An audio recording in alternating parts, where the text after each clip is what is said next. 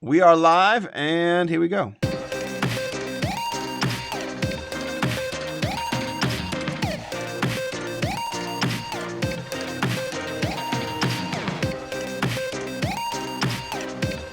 Nimble with numbers!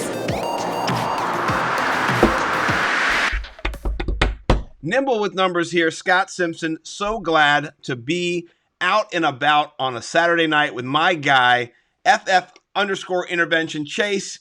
Welcome to the DFS Money Shot. Thanks for coming on tonight. How are you doing, brother? I'm doing great. I feel like this is no better night to get on the Money Shot podcast. So I'm here. I'm ready to rock and roll, and I'm ready to take your money. Ooh. Well, you wouldn't be the first guy to say that or to do it. Last week, I got beat down. We'll get to that later. But you know what? I'm putting you at a 60-40 chance of taking my money tonight or tomorrow. But I can't wait to see your team. There's no peeking allowed. Here's how it works. If you're new to the DFS Money Shot, this is episode number 2. The way we do it is we are challenging each other to a head-to-head. Monetarily speaking, we're in the $20 range. Haven't had a $100 range yet or 50, but it's fine. We'll get there. Right now, we're in the $20 range, and Chase has submitted a team to DraftKings. I have submitted a team. We don't know each other's teams. We haven't seen them. We're going to reveal them pick by pick, quarterback, running backs down, and kind of debate who's got the better squad as we go, justify our reasons for putting the players in, and have a lot of fun doing it. So without further ado, I am Scott. I'm here, Nimble with Numbers, but I want to introduce my man, FF Intervention. Tell us a little bit about yourself. What have you been doing? Where can we find you? I know you are deep in the fantasy game. Let's hear all about you, good sir. Well, this is my first time playing fantasy, and I'm really, really excited. And I've never really done anything like this before, so we're going to see how this goes. No, I'm totally kidding, guys. I'll help you. No, you guys can find me at FF_intervention over there on Twitter, of course. I'm a writer for Dynasty Nerds, Dynasty Happy Hour, and the Pregame HQ. That's where you can actually find all of my DFS content. I highlight pretty much Thursday night and Monday night matchups. So it's going to be a lot of fun. You guys can also find Some Yards, a bit of the No Yards, where we're teaching kids with special needs how to play fantasy football, which I'm really, really excited about. That's at Some Yards on Twitter and Some Yards with the No Yards on Facebook, of course. This year, getting off to a little bit of a rough start, of course, but luckily I've found an avenue that I can actually help people, while doing this. So I'm very, very excited about that. And yeah, if you guys want to find all my content, together as a whole, you can go to linktr.ee/fantasy intervention. Once again, that's linktr.ee/fantasy intervention. I love it, my friend. We're already getting some love on Periscope. Love the Happy Hour website. People are already putting that up there. So do I. And I'm so excited to have you. We've been together in a few different podcasts, but not where we've been one-on-one. This is a real exciting thing. I know. Especially with me and my history. The pictures I put out, the beer on my face. Who knows what can happen. That was a scary picture. Today's? Yeah. That picture was scary. Yeah, well, not gonna lie. My wife was not pleased with that picture. I showed her. She goes, "Oh no, you didn't put that on Twitter, did you?" And I said, "Yeah, it's my new profile pic." And she goes, "Oh no." But you know what? Shout out my girl Nina. She jumped into the tweets right away, and she said, "I dare you to make that your profile picture." She said, "If it gets 50 likes, you should do it." I said, "It's going to get over 100, and I'll do it right now." And I did. And, so we're besties now. So shout out, Nina. My wife said, "Why did you accept that dare?" And I said, I know I look like an idiot. And then she said, "I think they're laughing at you, not with you." And so we put up a Twitter poll, and it's 60-40 right now that people are laughing at me. But here's the thing. If you're laughing and I'm laughing, we're both laughing. So that's how I do my comedy. I do it for me to make myself laugh. And then if you jump in and laugh at me or with me, you're still laughing. So and long story short, I'm excited to have you. Anything could happen. I'm wearing, for those who cannot see, I'm wearing a German little hat here. It is Oktoberfest. I've been celebrating. I'm drinking a Great Lakes Oktoberfest. It's one of my favorite breweries out of Ohio. You're a bartender. You can make them with the best. You shook it up on the Coming In Hot podcast. What are you drinking tonight? What are you going with tonight, sir? Oh, I'm just sipping on the best cheap bourbon there ever was. So we're going with some Henry McKenna, well version. It's the only one of the only bourbon flavored. I mean, not bourbon flavored vodkas out there when it comes to well stuff. So it's actually genuine bourbon, and I love it. That's awesome. Yeah. Well, you've got a lot of love in the chat here. Bo McBigtime, we all know Bo. He said he's so much more handsome than you, Scott. So, you've got fans in all the right places. All the dudes love you, bro. Oh, I'm making sure all the dudes know that I'm here tonight, and all the ladies too. But I'm more worried about the dudes. So let's go. Let's bring it on. I love it. Excellent. So let's do a little recap of last week. Last week was Bo McBigtime has put up that I'm going to be 0-2. I am 0-1, and let's be honest here. I have to do a little share of what happened real quick. Last week he did give me the beat down. I'm gonna share my screen. So here on Periscope, Chase, we're getting small, and then the DraftKings screen is getting big. And what we're looking at here is Bo McBigtime last week. He put me down 147.52 to 110.36. It was not a pretty matchup. Derek Carr let me down. They did not throw at all. Yeah, I tried to do a Derek Carr, Henry Ruggs stack, and after Henry Ruggs, I like it. Well, Henry Ruggs went down, and as soon as that happened, game over. That was over. Yeah, it was. Austin Eckler was my RB. Gurley, not great. My best player was Mark Andrews, which he also had as well. And overall, he had a double stack wide receiver. Gardner Minshew scored in the 20s. He stacked him with Chenault and with Shark, so he got a couple of touchdowns. He played well. I'm going to bounce back this week, and we've got the I'm going to bring up our page here. If anybody knows how to use Skype, please tell me how to find the version that we're watching on the screen on the Skype. Hey, I got a quick question for you real quick, though. Yes, sir. Who is that did your intro? That was insane, and I loved it. Thank you. He goes by the name of Scott Simpson, a.k.a. Nimble W Numbers on Twitter.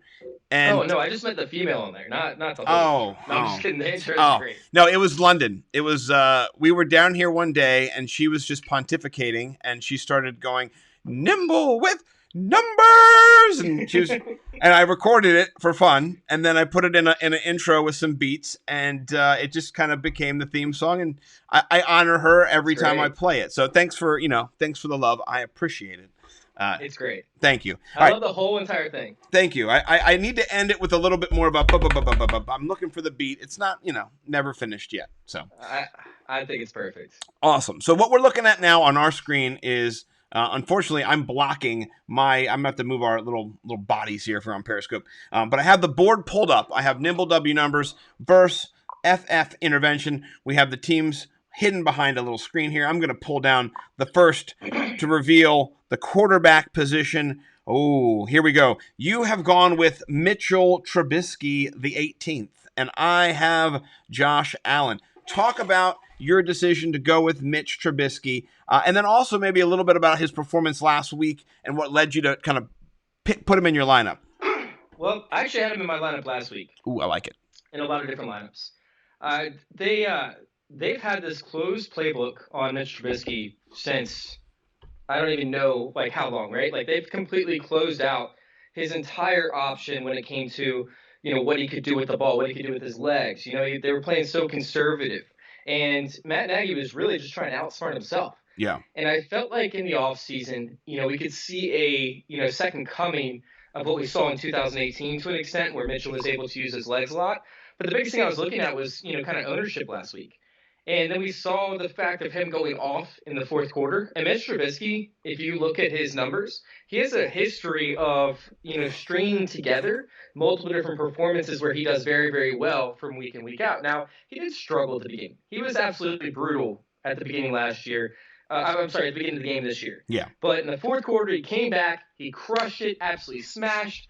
And I feel like he could carry this over into a game where they might end up having to score. I mean, we watched the Giants and the Steelers both score on Monday night. So, I went with this stack. And honestly, this is more of a cash stack for me, right? This is a 50-50 stack where I feel like I just need to get, those lower end guys who can get you some numbers so you can play the best high end options. No, I love that. And I think that's a really great strategy, especially, that's what it is. A head-to-head is a 50-50. What I have pulled up here is on my screen, I know you can't see it, it's a it's a DFS DraftKings tool that I've created. If you look back at week 1 and the value that was Mitch Trubisky, he was one of the best values, scoring, finishing as the 8th quarterback, but he was not priced as the 8th quarterback. So, and this week he's not priced as the 8th quarterback either. This week, he's way down there. You're getting him for 5,500. He's in the bottom, the very bottom of all the quarterbacks, and he goes up against a Giants defense that just gave up 2 touchdowns to Juju Smith-Schuster, brought Big Ben back with a bang. You say that 5 times fast, But I really do think that's a great pick. I'm not shaking in my boots because it's Mitch Trubisky, but I do like the value that you're getting off the top. What that means is you have some other studs that you're going to be revealing later. That's what you've done to me. I know. I love Josh Allen. I really do, and his ownership should be higher than what it is this week. So I love the pick of going Josh Allen, especially up against my Miami Dolphins, who we just saw the Patriots run all over with Cam Newton. So I like your pick a lot. I do have a lot of plays in tournaments with Josh Allen. Yeah, well, and that was what I was thinking too. He's not going to get 1 or 2 rushing touchdowns every game, but I do think that he does pass all over this secondary, and I do think that he might have a little bit of juice in the run too. So it's going to be, for my money, a good value play. 6,700. It's 1,200 more than your guy, but even in the big scope of things, he's a top 5 potential every week, and I can't pass it up, especially against you in a head-to-head. So that's where we stand at QB. Let's reveal down for the first running back. You have. Oh, man, my guy, I love this guy. Zeke Elliott. Talk about Zeke and why you have him in this game. Oh, man, there's going to be a ton of scoring in this game. This game's going to be chalk, right? Yeah. But the biggest thing is, the game's going to be chalk with the wide receivers. And nobody's talking about Zeke. And Zeke's going to be one of the best plays out there this week. Yeah. I mean, he's very well priced overall, in my opinion. I think that he could easily hit, 20 fantasy points, this week. That's his floor is 15 fantasy points. His ceiling could be 30 or 40 fantasy points for real.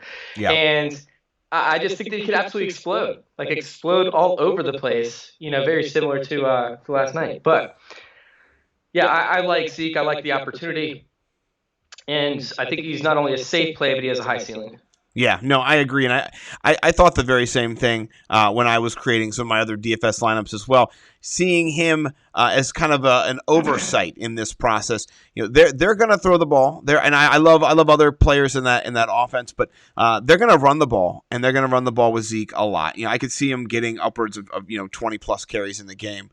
Scoring a touchdown, maybe catching another touchdown. So that's a great play. On my end, I went with my guy Derrick Henry, who in the last 6 games has rushed for 7 touchdowns against the Jacksonville Jaguars, over 500 yards. He eats against the Jaguars. I really see him being one of the top running back plays this week, if not the top value. On fantasy points, one of the tools that I use, they have him ranked as a 3.5 value play. I do agree. I think he can score, 20, 22, 23 points this week. So I'm a big Derrick Henry believer. What do you think about? And they don't have Ngakoue. Yeah.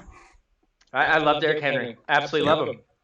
I think we should go to the next pick, actually. I love it. I think we've got some things to show in the next pick here. Derrick Henry. You like him too. Talk about Derrick Henry a little bit, guy. I mean, it's going to be too easy, in my opinion. They're going to run the ball down their throat. Yeah. You're going to take football, insert in the throat of the Jacksonville Jaguars. Right. And I'm gonna bring some bad news to some people. Unfortunately, with the amount of running that's going to happen and Henderson balling out in week 1, I don't love Corey Davis this week because A.J. Brown is going to be out. Yeah. So if he was in, I love Corey Davis. I love him. Yeah. But Humphreys, Adam Humphreys is the wide receiver to own this week for the Titans in tournament lineups. I like that play. There's a lot of upside there for me when it comes. Well, maybe very low ownership. Yeah, very low ownership. When it comes to my stakes in the Tennessee Titans, I think Jonnu has a lot of upside this week as well, maybe getting more volume. And so, I've got him rostered on a couple of teams, and he'll definitely be seeing the field in some DFS plays as well. I've got on my side, he's got Derrick Henry and Zeke Elliott, 2 strong plays. By the way, I have that lineup minus Mitch Trubisky so far in several DFS single entry big $300,000 DK tournaments, just because those running backs right there, the two that you have, I think they're going to finish in the top 5 for sure this week. At least that's where where I'm hedging my bets and what the models look like. So I love that. Jonathan Taylor, a value play. That's where I'm going here. He's 5,700. I think this is the last week you're going to get him in this price range. I think next week he'll be in the 65 to 6,800 range. He's going to get the volume share of the carries, and he can catch the ball too. We found out last week, apparently, when he was in college, they kept prepping him to throw the ball, and they didn't need to because they would just hand it to him, and then he would run in a straight line for a touchdown. And they're like, "Hey, next drive, we'll throw you the ball." And he's like, "Cool." And then they just never got to it. So he can catch, and I feel like he has potential to really max that 3 times play. He's at 5,700. If he gets 20, he's above that level. So I like him. What do you think about the backfield in Indianapolis this week?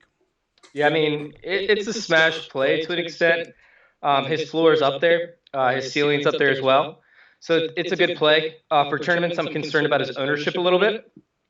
But, I mean, I'm projected right now, if I remember correctly, for 6 catches for 50 yards, or 6 catches for 48 yards. Mm-hmm. And then I have him with 12 runs for 50 yards, I think. Or maybe it's the other way around. But it's right around 15 fantasy points. I have him with a 40% touchdown percentage, or chance of touchdown. Yeah. I think there's a 40% chance that he actually gets a touchdown, which if he does, and gets 6 receptions, and gets about 100 yards or so total, I mean, you're talking about, returning that value significantly. I just didn't want to play him because I feel like everybody else is going to be playing him. I think he's going to be the highest owned running back, in week 2. Yeah, no, I agree with you. And I think that, when it comes to the Millie Maker, which I'm in, and a couple other tournaments that I'm in, I'm not going to roster him because I think he will be so heavily owned that you're not differentiating yourself. And there's other guys who might bust out as well.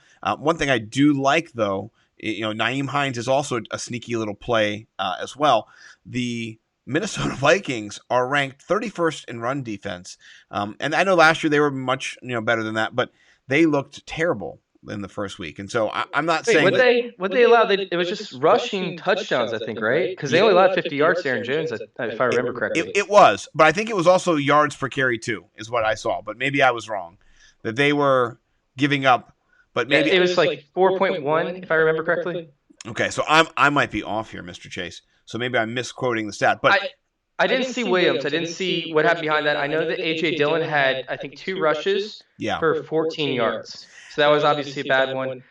Dude, A.J. Dillon, I'm so excited about him, man. Oh, man. If they don't work out a contract, I am so excited for A.J. Dillon because he fits that offense perfectly. He's perfect. Well, either way, I think that the Colts do kind of run on the Vikings a little bit. And if they don't run on them, they pass on them with their RBs. Phillip Rivers loves to throw to his RBs. He can't stop throwing to them. I don't think he can throw very far. I mean, I watched him throw. I'm not into Phillip Rivers this year. I think he is a fourth quarter turnover monster.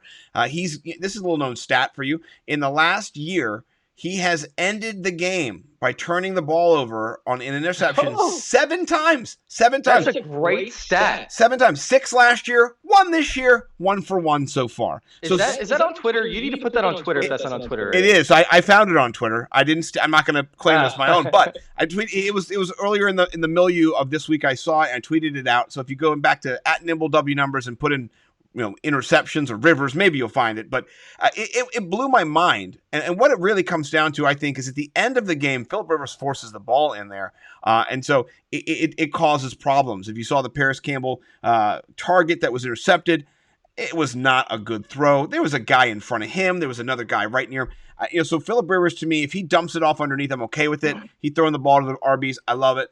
The wide receivers are something I'm a little bit pensive about this week. But yeah.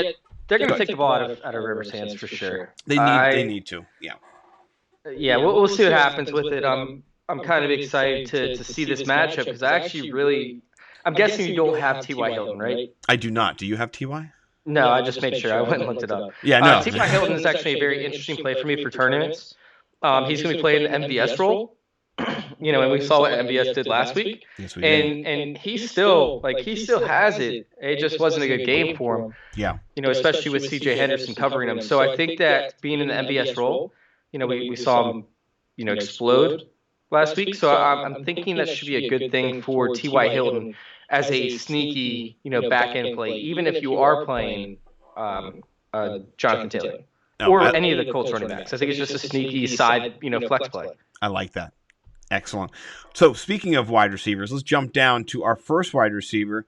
And, you go with the stack attack, Allen Robinson with the Mitchell Trubisky.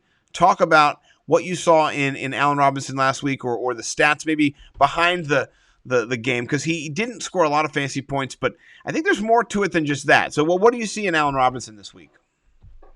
I just see volume. And this game, I think, is going to be a lot higher scoring than what people are used to.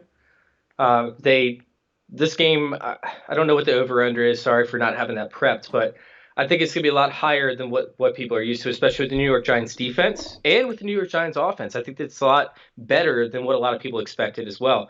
So I think that Allen Robinson should exceed his points per game overall from what we saw, over the past, I guess, recent history. I'm expecting Allen Robinson to at least hit 18 points this week when it comes to volume. And if he crosses that 100-point or that 100-yard threshold, I think we should see that bonus too, right? Yep. No, so I like it. I like it a lot. And last week, one of the stats I saw is that Mitch Trubisky threw the ball downfield 5 times, so longer than 20 yards 5 times. And I think 4 of those targets were Allen Robinson. One of them was a touchdown to Anthony Miller, but Allen Robinson was getting the ball downfield and Mitch was throwing the ball downfield, and that's kind of what you want to see. Maybe it wasn't accurate last week, but we're getting started, so I think that's a good stack attack. I like it. I actually played Allen Robinson last week against Bo, and so I don't like, I'm not going to say it's a bad play at all. I've got Adam Thielen, and to me, man, I wish I had him on more of my teams now. You can just see how that offense it's not going to be a Diggs replacement. How we kind of saw it. Maybe eventually it becomes that, but right now it's the Adam Thielen show. And so I'm gonna strike while the iron's hot. I think that he's priced at 7,200. That's pretty good. I think he could get a touchdown this week, score around 20 points. So I have faith in him just kind of at his floor being a solid 18, 15, 20 point producer this week, and I don't have to worry about him taking a 10 or an 8, single digits. So that's kind of what I'm thinking about Thielen. Yeah, I'm not a big fan of Thielen this week. Thielen's going to play the same role that DJ Chark played, and although Minnesota Vikings run more 2 tight end sets, I don't love it. Rocky Sin, I think, covered DJ Chark last week, and although he did get a touchdown, I just don't know if there's enough upside there with Rocky Sim with Malik Hooker playing over top. I like the Colts defense. I don't love the Colts defense this week, but I like the Colts defense this week, and I think they're gonna try and run it and keep it out of the secondary's potential interception hands. So I'm not a huge fan of Thielen this week. I like your commentary. Do you know what Gardner Minshew's completion percentage was last week? By the way, it's incredible. Oh, it was 19 for 20. Yeah, he's 95%. When you get that quiz back in middle school and you see it's 19 out of 20. You're like, yeah, man, look at that. I'm the best. That was crazy. So, for me, I don't think Gardner Minshew is as accurate maybe or has as much control of the offense yet as Kirk, COVID Cousins. I'm going to call him that until he, changes his stance on if he gets it, he gets it. If he dies, he dies. No, Kirk. We cannot get it. Welcome to Virginia Beach. We cannot get it, and we cannot die. We can just, how about that? We can just, that's like saying if I step in front of traffic, I step in front of traffic. Well, you don't have to. There's a lot of safety regulations that can help you avoid that. Anyway, I just think that Kirk is locked in. I think that he's one of those guys who does lock in, and that's one of the problems that Diggs had last year is that Cousins didn't lock in with him, and he saw that lock-in potential that Cousins had with Thielen, and he didn't get it. And he wanted it. I feel like he did, man. And Kirk was insanely accurate. He was. At Diggs. And by the way, Josh Allen was extremely accurate as well and locked into him. Yeah. And they moved him all over the formation. I mean, I don't know if you've been to RotoWire yet, but his snap percentage at each position was insane. So yeah, I like Stephon Diggs, even though that's completely separate. I don't know if you have him on your roster or not to stack with Josh Allen. But anyways, Adam Thielen only played in the slot 10% of the time last week. It's very comparable to DJ Shark, and I don't love these. I think that they can take advantage of stuff up the middle, whether that's the slot receiver, whether that's the tight end, whether that's the running back. And I don't see a lot of upside with Adam Thielen this week. I like the contrarian take to mine. Dropping down a level if I can. If it's letting me, it's not letting me. I'm trying to control my own podcast here, and it's not letting me. I got to take some control back here. Am I ruining things by being on this feed? No, because I've been on here the whole time. It's me, bro. I'm learning how to operate, the whole shebang-a-bang? Yeah. Well, so what was happening is my DFS Money Shot Google Doc spreadsheet didn't want me to move my box any lower, and so I had I had to collapse the box. Yeah. So here we are. We're collapsing the box, and it doesn't like that either. So it said 200 total yards for who? For JT. Oh, I'm not gonna not like that at all. Okay. So our next play is Anthony Miller and Russell Gage, Atlanta versus Dallas, and you got a double stack going on right now. Talk to me about your double stack. So the whole thing with the double stack is, like I said, I think this game's going to be a lot higher scoring than what people expect. I think the Bears' defense is very good. However, I think the Giants' offense might be better than what we expect. Meanwhile, Mitch Trubisky could be feeling real hot, real good about himself. Like, he's just loving himself, right? So I feel like this could be a lot higher scoring game, and I want dominant players in higher scoring games. Yeah. I want players that are way further better than anybody else. And Allen Robinson is going to see a lot of what's his name, Bradbury, right, from Carolina. Yep. Meanwhile, you got what's his name, Anthony Miller running buck wild all over the rest of the secondary. So I think we're going to see a lot of deep targets to Anthony Miller. I think we're going to see a lot underneath of volume, and I just want a lot of shares of this game, especially on the Bears side. Yeah, well, I like the game stack theory. It's a real, especially if you stack. Not saying you did have to, but maybe Saquon or somebody else. When you get that back and forth barn burner of a up and down the field, you want the players in that. I can definitely see this game being there. One of the best plays is Darius Slayton this week. I can't believe they don't know how good he is yet. He's way underpriced. I'm not sure if he jumps into this lineup, but he'll be in several of my other lineups. I went with Russell Gage last week, and I know that Russell Gage is not Julio Jones or Calvin Ridley, but he had 12 targets, just like they all had 12 targets, and they were all 9 for 12, 75%, and he had over 100 yards. I love that value for 4,800. I had to gauge it up. I think that this game is a shootout, like you said earlier. I think there's going to be a lot of points to be scored, and even if Russell Gage doesn't get a touchdown, which he didn't get last week, I still think his floor is double digits, and that's what I need.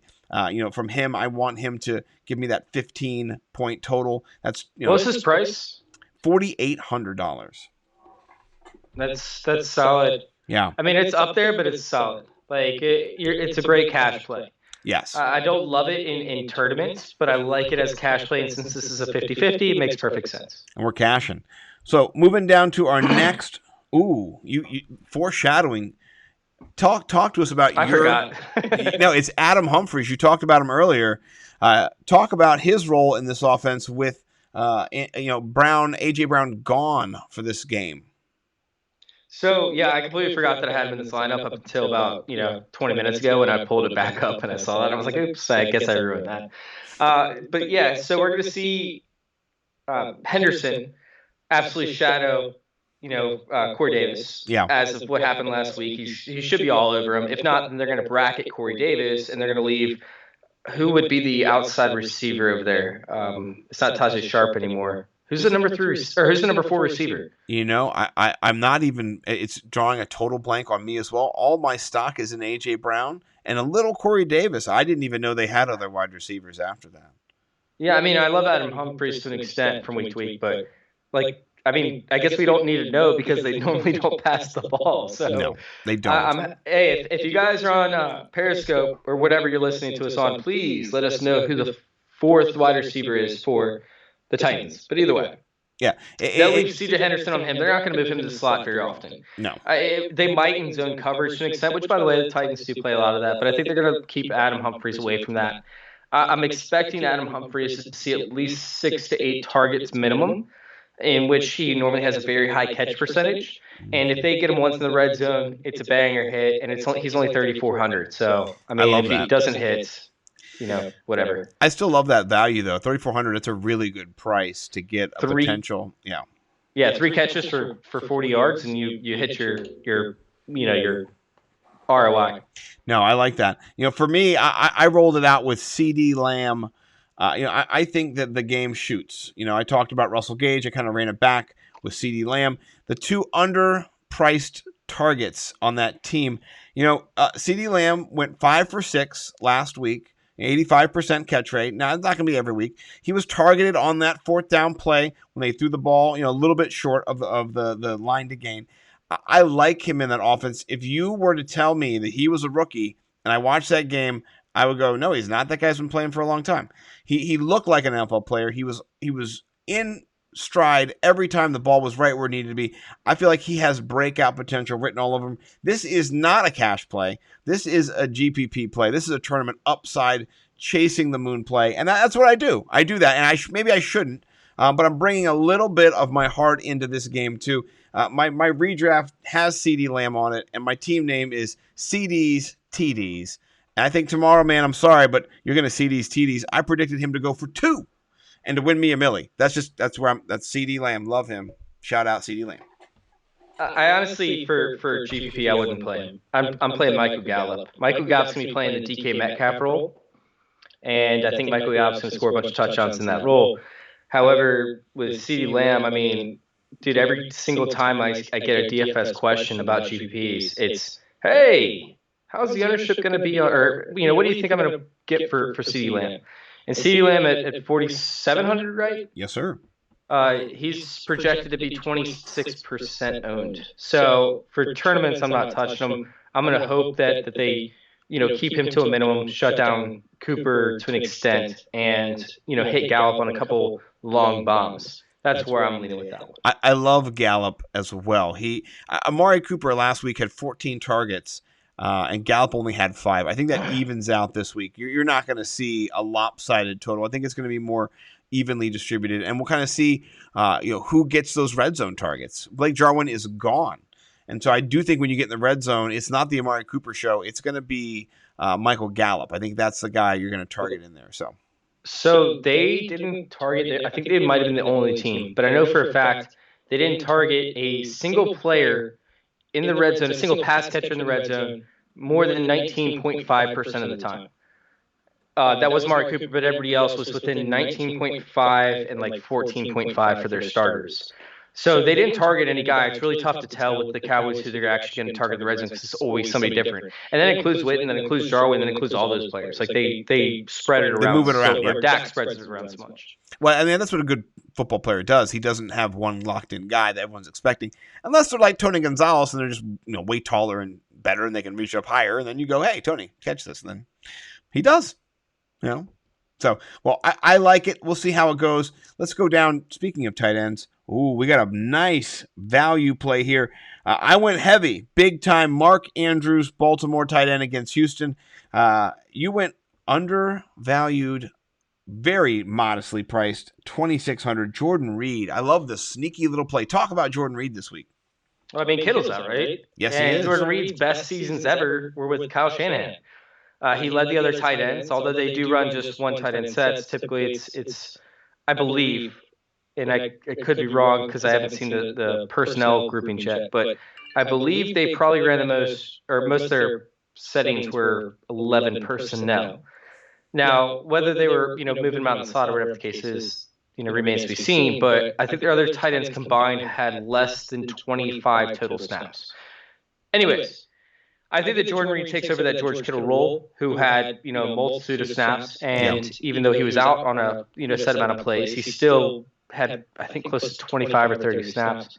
I just think that in the red zone, outside of Trent Taylor, there's nobody else that really threatens Jordan Reed. Yeah. And I think that the offense is going to have to move through him. Like the Jets, you can't run on the Jets. Like, you can't, the Jets are so good in the run game. Yeah. And they were last year. They were terrible in the pass game. They were really good in the run game. We saw it last year. And then again, last week, Josh Allen, sure, he ran against somebody. He's a quarterback. It was a scramble drill. But when we talk about Zach Moss and we talk about Devin Singletary, dude, they couldn't get anything started. Yeah.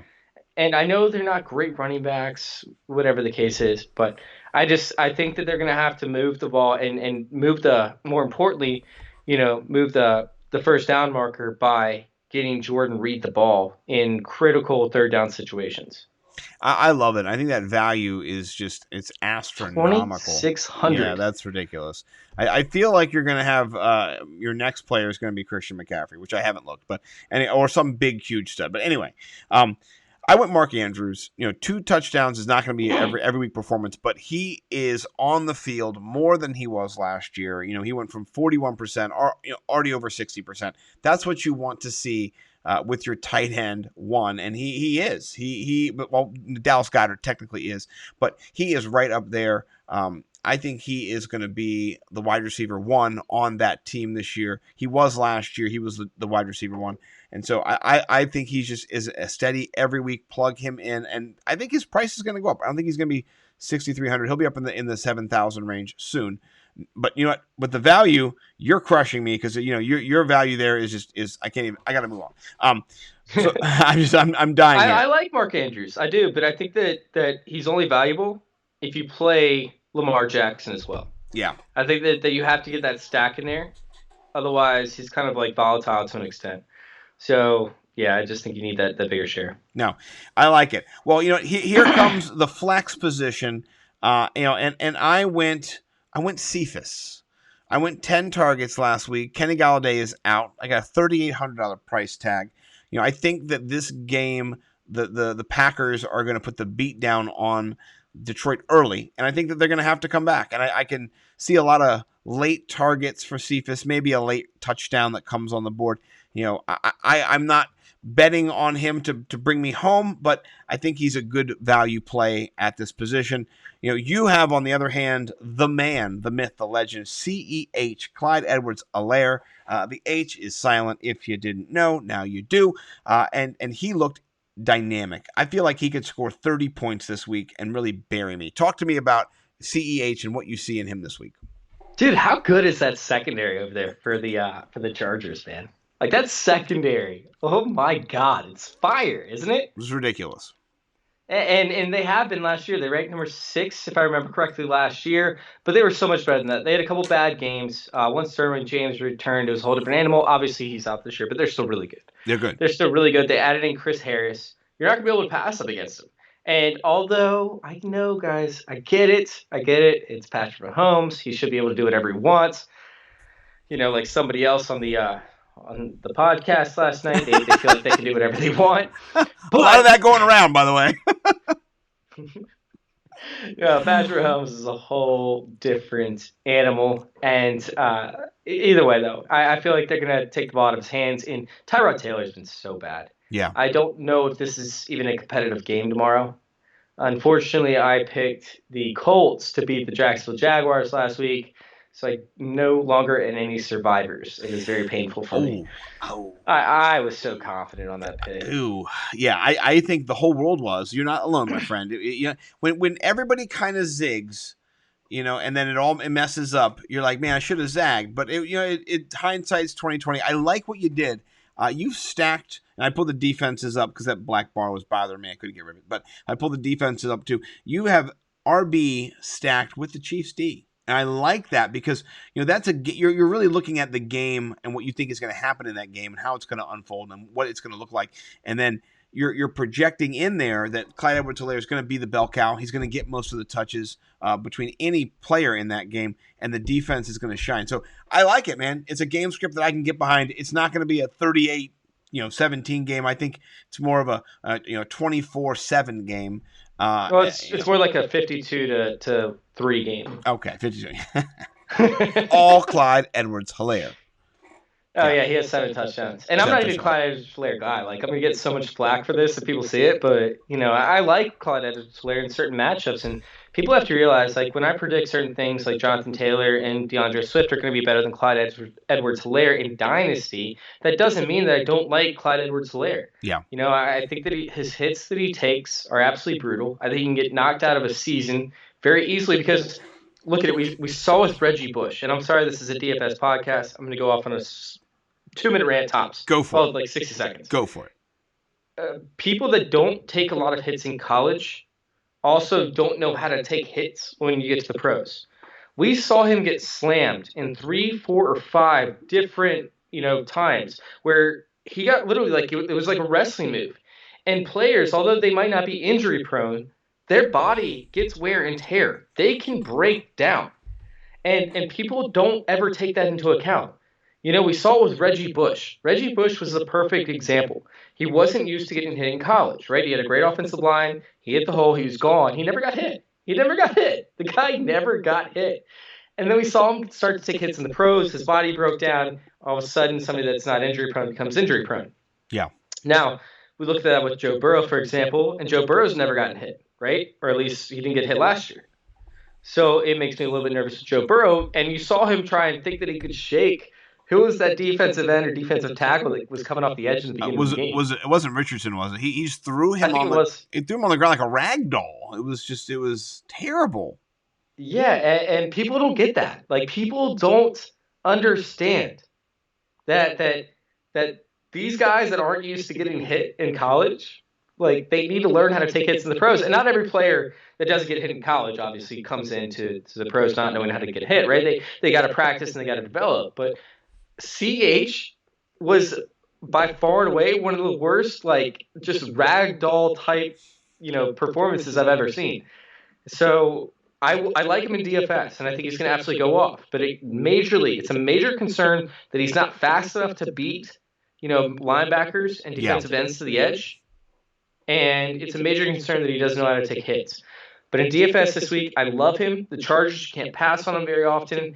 Even if you can pass on him, and Patrick Mahomes goes off, he's going to see the majority of the work. And then you play the Chiefs defense in catch-up mode where, oh my God, Tyrod Taylor was so bad last week. He's terrible. So bad. And I like Tyrod Taylor. I like him a lot as a person. He didn't look good. No. He just didn't look good. The game is moving at a faster speed now. He's older. When he played for Buffalo, he was efficient, but he didn't have to throw the ball for 4,000 yards. He was throwing the ball for 3,000 yards, 3,100 yards. He wasn't slinging it. They were running the ball. So, yeah, I agree with you on that. I love that play. I went with the Buccaneers D, and I know you go, that's a kind of a crazy play. They're the only team last year to hold Christian McCaffrey under 20 fantasy points, I think, twice. And that defense against the Saints, they didn't look great. They weren't great. But Tom Brady didn't look great either. And I think in Tampa Bay, I know there's not going to be I don't know if there's any crowd at all. But I feel like they get it done this week against a Buccaneers team that didn't stop anybody. Or sorry, a Carolina team last week that didn't stop anybody. The only person they stopped was Jason Witten on 4th down, and that was like one of the dumbest play calls I've ever seen, John Gruden, and it just drove me nuts. Or 3rd down to get to 4th down when they threw a ball to Witten, not even in the end zone. I mean, it just drove me nuts. That was one of the But anyway, long story short, I think the Bucs can just be steady this week. And I like Teddy Bridgewater, but I think he's going to be playing from behind. And if that Bucs D can kind of get a pick, we'll see what happens. Maybe it gets returned for a touchdown. That's my hope. That's what I'm hoping. So I got to tell you, I like your team a little bit more than my team in this. I'm not giving you the 60-40 slant, but I'm going to give you the 55-45 slant. What do you think when you look at the teams overall? Where are the pressure points here? How are you feeling confidence-wise? Well, I feel like you're flattering me a little bit. first off, and you shouldn't flatter me because I like the hate. I'll take the hate all day. I would do very well with Bo, I guess, because Bo was hating on you so much. Hey, I like the hate, man. It makes me feel better about myself because it means you're jealous. And if you don't admit, right, that you're better, then I'm kind of concerned about my team. But no, I'm just kidding with you. To be honest with you, I like when you have lineups that tell stories. And I don't know how much your lineup tells a story. So uh, when it comes to DFS, right, the main thing that I preach is, especially for GPPs, but for cash games as well, you want to correlate your lineups with stacks and guys from other sides. Now, when you look at my lineup for my main, slate of guys where I have the Bears, I don't have any Giants. But my main concern with the Giants is the fact that they have so many weapons. They have so many options. I didn't know who to play. And I didn't want to get left out in the cold or left out in the rain because I didn't know who I wanted to play. So like if I played, for example, Slayton, who might get 3 targets downfield, 5 targets downfield, might only catch 1, the return wasn't enough for me. So with the Bears, who they're going to go to for the most part. In tournaments, I might not play Allen Robinson, I'll play Darnell Mooney, but still, for cash games, who they're going to go to. Is that mine? Do you hear that? Is that the wind from mine? Anyways, sorry. I feel like yours didn't have enough of a storyline. However, it's very, very safe, for the most part in cash games. So it's going to be very, very interesting. It's you have great plays all over the place, and I love your wide receivers. Thank you. But you want to make sure that, for me at least, and there's different strategies. There's a lot of these guys don't do stacks. People don't believe in stacks. That's a real thing. People don't believe in stacks. They believe in one player stacks and they believe in one-offs, but they don't believe in much other things. So, there's situations where I'm wrong. And to maximize potential, it happens all the time. But for me, I want a story to be told by my lineups. Yeah. So with CEH and the Chiefs, there's a story to be told, that the Chiefs go up big, Clyde Edwards-Helaire gets to run. With Mitch Trubisky and the Bears, it's going to be a shootout. I just don't know what Giants play, so I backed off that. Meanwhile, I have high upside with Derrick Henry and Ezekiel Elliott. Then you have a story to tell to an extent with Jordan Reed, in the injury, and Adam Humphries being able to see the underneath targets to just provide that low end. But I had to put together a very low-end lineup in order to include 3 stud running backs. And running backs are way more consistent than wide receivers. No, I love it. And Bo McBigtime, who's been here most of the time, shout out Bo McBigtime, love you. He said stacks are life. So he's big on the stacks. And I am too. He also says, though, Ross Dwelly greater than Jordan Reed, arrow. I don't know. I don't know. I'm not going to – I saw Jordan Reed as the move tight end a few times last game, and he looked good. He looked good across the middle. He flashed. He did not get a concussion.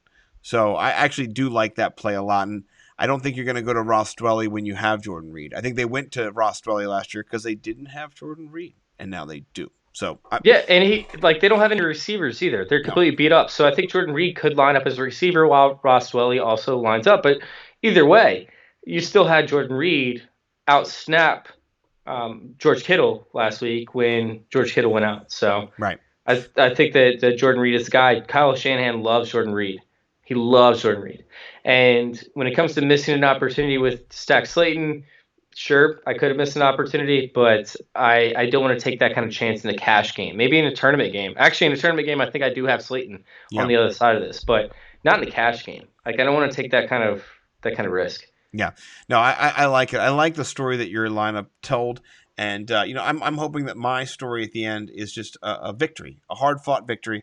I'm not going to talk any smack this year. That's kind of my thing. Like, if I beat someone... Talk smack, man! I mean, here's the thing. I'm just here to learn. That's the secret thing is I'm having you guys on. I'm listening to you. I'm picking your brains.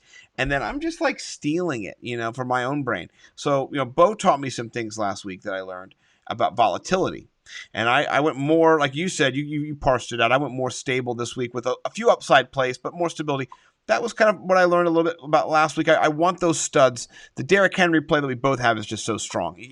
I put Derrick Henry as a lock in all of my lineups this week because if you don't have him, you're not going to win anything. Like that's just the basis for starting off this week. You don't. Josh Jacobs was the same way last week. Yeah, you don't get anything for playing Derrick Henry except you don't lose right away. You still get to keep playing. That's kind of he's the continuation button. So I always have a contrarian lineup, right? Like I always have multiple contrarian lineups actually. Yeah. Where you see ownership that could reach close to 95%. In fact, let me go ahead and read off this ownership percentage for the top portion of it. We have projected ownership for, let me make sure this is right. Yeah, this is DraftKings. Chris Herndon's at 58, Kenyon Drake's at 51, Austin Eckler's at 46, Devontae Adams at 44, Jonathan Taylor's at 43. So sometimes like these players, like, especially in GPPs, you want to make sure you don't play them and just hope that they face plant. Devontae Adams is a big one this week where I just hope that the Green Bay Packers kind of wanted to show off Aaron Rodgers isn't done, and then they regress back to running the ball again. So with a 44% lineup, if Devontae Adams has a touchdown and 70 yards receiving, that's kind of like a win. Yeah. Depending on how many receptions he has, like because 44% just spent the majority of their money on him. So he might have a slightly higher multiplier, but if you have, let's just say, I don't know, Michael Gallup, right, at 5,600, and he goes off and puts up just as many yards, that's a multiplier times 2 or 3. Yeah. So I don't know. Well, that's like $3,400 or $3,300 less, or couple $1,000 less too. Yeah, and then you can play the stud running backs. Yeah. No, I like it a lot, and for me, the lineups that don't have CeeDee Lamb in it, it's going to be Michael Gallup. So that's how I'm going. I'm going Gallup or Lamb. I'm not touching Amari Cooper at all this week. And I think one of them goes off for 2 touchdowns. So I think for you, it's Gallup. For me, it might be CeeDee. That's what I'm kind of projecting. I got to tell you, what we Amari Cooper's up at 24% ownership. So 24, you're going to have to compete with, one quarter, which by the way normally does not make it in GPPs into that tournament. Yeah. If he goes off, so you have to hit on every single other pick if you play Amari Cooper. Yeah. No, that's not really what I'm going to do. I don't like that. Bo Big Time does say Cooper in cash. We'll see. I'm not gonna trounce on it, but we love Bo. We do love Bo. But speaking of Bo, I'm glad he's here. Because I just gotta say, Chase, I'm glad you came on because it was a bit of a fiasco last week after Bo bailed. You jumped in, and then Bo re-bailed or unbailed, and then he taunted you and teased you apparently on a show when you've been drinking a little bit, having a good time, and he was ribbing you, and so I didn't know. Oh, I missed it. Sorry, man. Like I told you, I've been slam packed. 12 podcasts this week, 4 articles. It was the one you were. It was the one you were on with him, though. It wasn't one of our podcasts. That one. Yeah. Yeah. He was talking. He talked a little smack, to you then, and and then when you came on last week, you came on our podcast, our Hard Fast Finish podcast, or Fast Hard Finish, whatever we're coming up with. And then he kind of teased you again. So I'm just grateful that you're on. I love you. I love Bo. I'm glad that you were willing to fill in. And this week I'm accepting your donation of $20 as a gift. I appreciate that. Oh, you think it's a gift? It needs to be a gift. A little smack talk. I had to talk a little smack talk. No, I appreciate it. We have to run. We're way over that 30 minutes. We're at the 53 minutes. It's supposed to be 30 minutes. Hey, you know what? I love it. Every second of this is worth it. And if this is the extended edition, I'm not going to kick anybody out if they go over 30 minutes. I just, I know Bo is waiting to do another podcast. He's in here just. I thought this was like an hour-long thing. Yeah. No, it's okay. With you, it can be. And it was, you did great, man. There's no, I never needed you to stop. I never wanted to stop. I wanted to, keep going. That's what he said last night. To those who know. Oh, man, connecting the dots. Nothing like that happened. Let's just be honest. Between you and me, I'm alone. There's no, Fräulein down under the table. So yeah, for those that are listening, you guys know what I'm talking about. Yeah. Or the ones that know. Man, wow, what a crazy thing. But you're the man. I can't wait to see how this game ends up. And I also can't wait to just kind of connect with you again later in DFS. And, I love DFS. I'm a DFS guy. At W or nimblewnumbers.com. And then my guy Chase, you want to share what you we can find you again this fine day? You can find me at my house, but I'm not giving you my address. So. Virginia Beach. Find the good-looking bartender, the Tom Cruise cocktail guy. Follow him home. I'm covering up where I used to work. All right, so you guys can find me at FF_intervention on Twitter. If you guys want to find any of my content, lanktr.ee/fantasy intervention. Guys, this has been a wild adventure for me. I just got on Twitter like 3 or 4 months ago, so I'm learning all sorts of new things. And already I'm setting records with blowies on the live podcast. You're the best, man. We love you. A certain amount of time. So I'm having a blast, man. I'm dying in hot sauce competitions. I'm thriving with, blowies on podcasts, and I'm making people money on DFS. So go follow me, FF_intervention on Twitter, and let's make some magic, if you know what I'm saying. No, I'm totally down. Go follow him. Get him up to 2,000. You can say you were in the first few thousand when he's up in the 100,000. Love you, Chase. Thanks for coming on and donating your money to the DFS Money Shot. We'll see you next time, everybody. See ya.